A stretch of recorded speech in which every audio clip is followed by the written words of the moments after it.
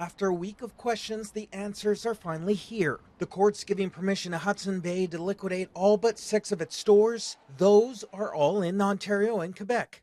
None here on the island will remain open. Guess we're not important enough. Oh, well, what do you do?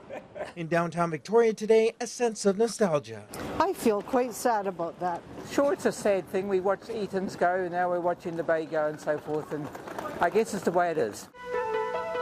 We're coast to coast, shore to shore. The approval allows Hudson Bay to begin selling off inventory at the bulk of its 80 stores, including those in Victoria and Nanaimo starting on Monday. And that's raising questions about what it will mean to have 3 large island department stores soon sitting empty. I think one thing people are wondering is what can these buildings become? What can go into these spaces? And I don't have that answer, but the people who, first of all, own them and secondly, manage those properties are very good at repurposing. So I think we'll get some news on what that's going to be pretty soon. We did reach out to Central Walk, which owns both Woodgrove Mall and Mayfair Mall, but they declined to comment.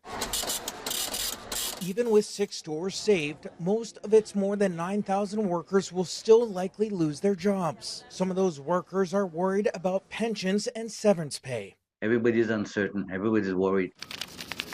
Back in Victoria, even American tourists are surprised by the news. Oh, my. This tourist has a connection to the company as a reenactment actor from the Fort Nisqually Living History Museum in Tacoma, Washington. He says the history of the company has had a lasting impact. We really love Hudson's Bay because of the effect it's had in terms of community life and things. So we always try to come here when we come to visit Victoria to come to the Bay store. While it's unclear what kind of deals can be had once the liquidation process starts, the stores will close by June 15th and the buildings emptied by June 30th.